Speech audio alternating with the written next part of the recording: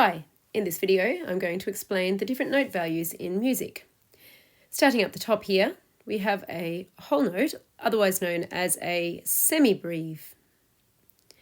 A semibreve is worth 4 beats or 4 counts.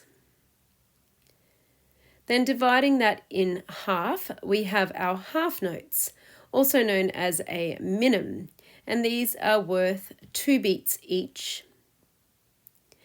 Then we have our crotchets or quarter notes. These are each worth 1 beat. Next, we have eighth notes or quavers. Each of these quavers is worth half a beat. We then further divide into semiquavers or 16th notes. So each of these notes is worth a quarter of a beat.